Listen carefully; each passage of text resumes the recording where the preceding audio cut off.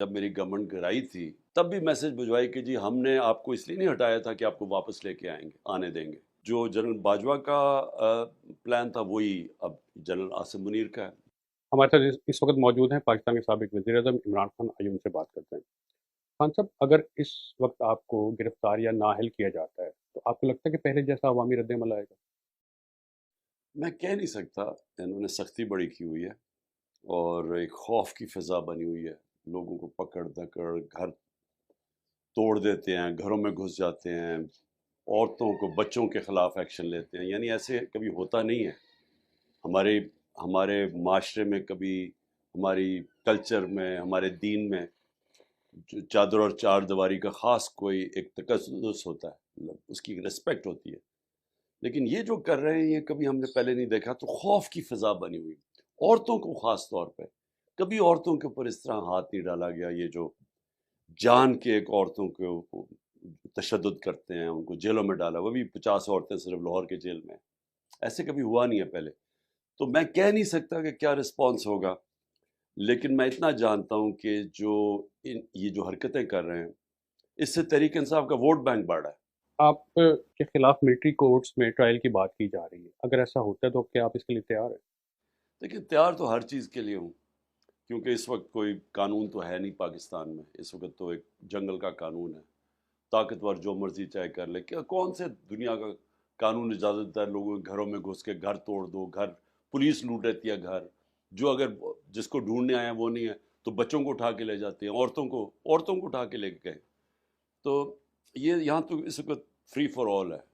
قومی اسمبلی سے آپ لوگوں نے استعفے دیے، کے پی کے اور پنجاب اسمبلی تحلیل ہوئی، اسٹیبلشمنٹ سے ٹکراؤ. آپ کو لگتا ہے کہ کہیں مس کیلکولیشن ہوئی ہے آپ سے ان سارے معاملات میں؟ کوئی مس کیلکولیشن نہیں ہوئی. اسمبلی سے بالکل ٹھیک ریزائن کیا، کیونکہ انہوں نے کام کر رہے تھے اسٹیبلشمنٹ مل کے ان کے ساتھ، پی ڈی ایم کے ساتھ، بلکہ نون لیگ کے ساتھ پنجاب کی گورنمنٹ گرانے کے لیے. تو ہماری ایک سے تو ہماری گورنمنٹ بچی ہوئی تھی. تو وہ تو کسی ٹائم پہ بھی ایک انسٹیبل سی گورنمنٹ گرا سکتے تھے. تو ہم نے تو فیصلہ کیا کہ پبلک جاؤ، ایک صحیح مینڈیٹ لے کے آؤ، کیونکہ ویسے گورنمنٹ چلانا بڑا مشکل تھا. تو ہم نے تو آئین کے مطابق فیصلہ کیا. تو اب یہاں آئین کے اوپر ہی کوئی فالو نہ کرے، سپریم کورٹ کے فیصلے کے اوپر ہی کوئی نہ چلے کہ 14 مئی کو سپریم کورٹ نے پنجاب کا الیکشن اناؤنس کیا. اب اگر آئین کے اوپر ہی نہ چلے اور کوئی سپریم کورٹ کا ورڈ گورنمنٹ ہی نہ مانے تو اس کی تو کوئی کیلکولیشن نہیں نہ ہو سکتی. آپ بار بار اسٹیبلشمنٹ سے بات کا کہہ رہے ہیں اور ادھر سے کوئی جواب نہیں آ رہا. آپ کے نزدیک وہ کیا وجوہات ہے کہ آپ سے بات نہیں ہو رہی؟ وہ تو بڑی کلیئر وجوہات ہے. یعنی وجہ تو اس کی بڑی کلیئر ہے کہ انہوں نے جب میری گورنمنٹ گرائی تھی تو تب ہی مجھے یہ میسیجز آ گئی تھی کہ جب انہوں نے دیکھا کہ پارٹی کی پاپولیرٹی بڑھتی جا رہی ہے اور جب پارٹی بائی الیکشن جیتنا شروع ہو گئی، 37 میں سے 30 بائی الیکشن جیت گئی، تو جب پاپولیرٹی پارٹی کی دیکھی تو انہوں نے تب بھی میسج بھجوائی کہ جی ہم نے آپ کو اس لیے نہیں ہٹایا تھا کہ آپ کو واپس لے کے آنے دیں گے. تو ادھر سے انہوں نے فیصلہ تو کیا ہوا تھا کہ عمران خان کے اوپر کراس لگا دیے. اور وہ جو جنرل باجوہ کا پلان تھا وہی اب جنرل عاصم منیر کا ہے، وہی کر رہے ہیں. تو کہ جی ہم نے اس کو آنے نہیں دینا. لیکن جمہوریت کے اندر تو یہ کوئی کانسیپٹ نہیں ہے. جمہوریت کے اوپر تو کاٹا صرف عوام لگاتی ہے. تو یہ کاٹا لگا دیا کسی نے، تو میں تو اس کو مانتا نہیں ہوں. اکتوبر میں انتخابات کی بات کی جا رہی ہے اور جسٹس قاضی فائز عیسیٰ کی اب چونکہ تعیناتی کی منظوری دے دی گئی ہے بطور چیف جسٹس، اس وقت وہ چیف جسٹس ہوں گے. آپ کو ان کی تعیناتی کے اوپر کوئی تحفظات ہیں؟ دیکھیں، دیکھتے ہیں اب جسٹس فائز عیسیٰ کیسے چیف جسٹس بنتے ہیں. دیکھیں اللہ کرے کہ ملک کے لیے ایک وہ یعنی ایک بالکل انصاف کرے، امپارشل چیف جسٹس بن جائے. ملک کو بہت ضرورت ہے اس وقت ایک ایسی عدلیہ کی جو کہ ہمیں تحفظ دے. یہ جو ظلم ہو رہا ہے اس وقت تو کوئی فنڈامنٹل رائٹس کو پروٹیکٹ کر ہی نہیں رہا. تو ہم تو یہ امید رکھتے ہیں کہ وہ لوگوں کی جو حقوق ہیں ان کو یہ حفاظت کریں گے. آپ کا بیانیہ جو ہے وہ اسٹیبلشمنٹ مخالف رہا. ناقدین یہ کہتے ہیں کہ جب بھی آپ اسٹیبلشمنٹ کے نیوٹرل ہونے کی بات کرتے ہیں تو اصل میں آپ یہ چاہ رہے ہوتے ہیں کہ آپ کی سپورٹ کی جائے. کیا یہ تاثر درست ہے؟ لیکن جو فری اینڈ فیئر الیکشن چاہتا ہے وہ کسی کی سپورٹ تو نہیں چاہتا.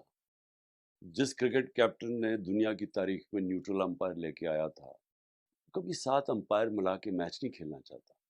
یہ تو نواز شریف کی پرانی تھی، اور یہ زرداری، یہ تو کبھی انہوں نے تو دیانتداری سے کوئی کام کیا نہیں نا، کوئی بزنس بھی کی نہ، کوئی گورنمنٹ چلائی نہ، کوئی الیکشن صحیح طرح لڑے. تو میری تو پوری کوشش تھی کہ ہم ای وی ایم مشینز لے کے آئیں، ہم یہاں صاف اور شفاف الیکشن کروائیں. میں کوئی کسی کے کندھے پہ چڑھ کے کبھی پاور میں نہیں آنا چاہتا. میں چاہتا ہوں کہ پاکستان میں ہمارے ادارے مضبوط ہوں، ہمارا صاف اور شفاف الیکشن ہو، ہماری جمہوریت ہو، ہماری قانون کی حکمرانی ہو. میں تو 27 سال سے تحریک انصاف کا مطلب ہی قانون کی حکمرانی تھی. تو میں تو کوئی کسی سپورٹ نہیں چاہتا. ہم یہ چاہتے ہیں کہ اسٹیبلشمنٹ اس ملک کے اندر واقعی نیوٹرل ہو، اور اس کا کام ہے اس ملک میں مدد کرے صاف اور شفاف الیکشن، تاکہ حقیقی جمہوریت، جس کا مطلب حقیقی آزادی آئے پاکستان میں. جب آپ اپنی حکومت کی مدت پر نظر ڈالتے ہیں تو کیا سمجھتے ہیں آپ سے کیا غلطی ہوئی کہ تمام حالات آپ کے ساتھ تھے لیکن اس کے باوجود آپ مدت پوری نہیں کر سکے؟ نہیں، حالات تو نہیں ٹھیک تھے کہ ایک حکومت جو کہ اصلاحات کرنا چاہتی ہو، جو طاقتور کو قانون کے نیچے لانا چاہتی ہو، اس کے پاس جب تک کلیئر میجورٹی نہ ہو یہ نہیں کر سکتی. اسٹیٹس کو کا مقابلہ آپ تب کر سکتے ہیں جب آپ کے پاس ایک پبلک کا مینڈیٹ ہو، اور آپ کے پاس کلیئر، یعنی ایک ایسی میجورٹی ہو جو آپ کو طاقت دے.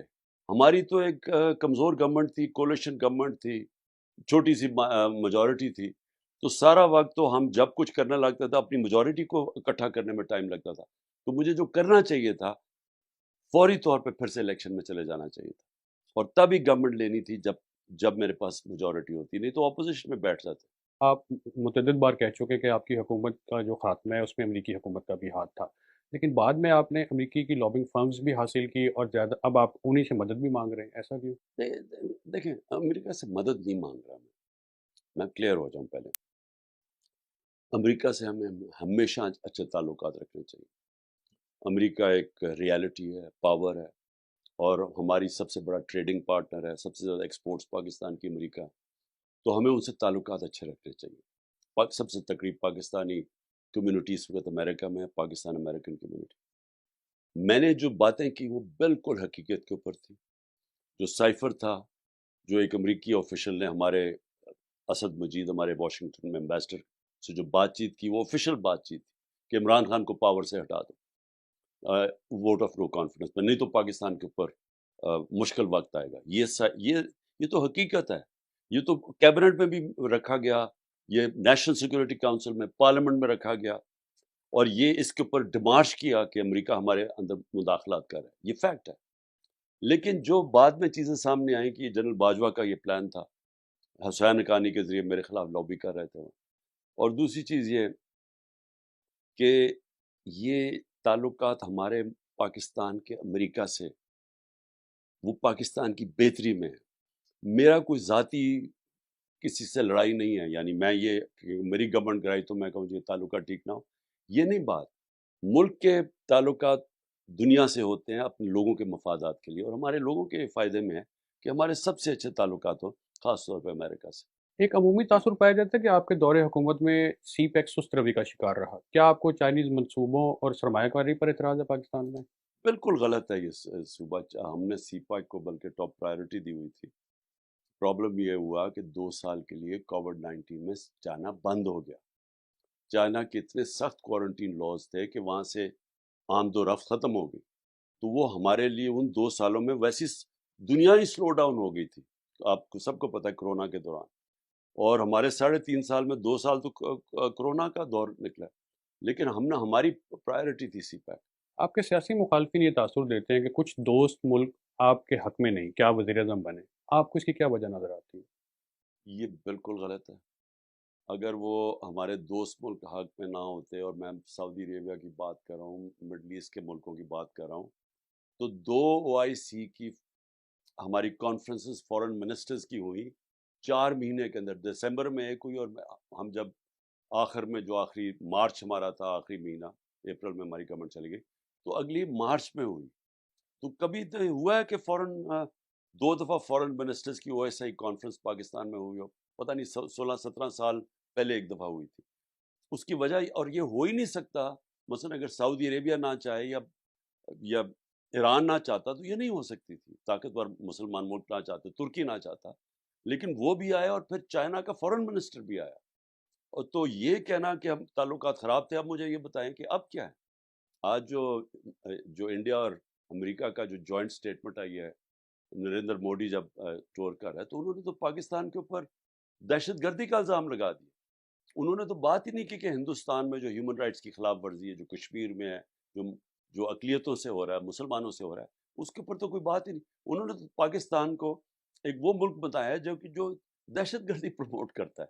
تو کدھر گئی ان کی ڈپلومسی؟ میرا مطلب اگر ہمیں کہتے ہیں کہ آئسولیٹڈ تھے، تو یہ تو ایک شرمناک سٹیٹمنٹ آئی ہے کہ انہوں نے جو پاکستان کے خلاف سٹیٹمنٹ دی ہے. بہت سے کشمیریوں کا یہ خیال ہے کہ آپ جب جنرل باجوہ کے ساتھ امریکہ گئے تو آپ نے کچھ ایسے خفیہ دستاویزات پہ دستخط کیے جس کے بعد سے بھارت نے ان کے زیر نظام کشمیر کا خصوصی اسٹیٹس تبدیل کر دیا. یہ بالکل پروپیگنڈا اور غلط ہے، کوئی ایسی بات ہوئی نہیں. بلکہ ڈونلڈ ٹرمپ نے پہلی دفعہ، میں نے اس کے سامنے کشمیر کی بات کی میڈیا کے اوپر، اور اس نے کہا کہ میں کوشش کروں گا کہ اس کا مسئلہ حل کرنے کے لیے. آپ نے وائس آف امریکہ کو ٹائم دیا، بہت شکریہ.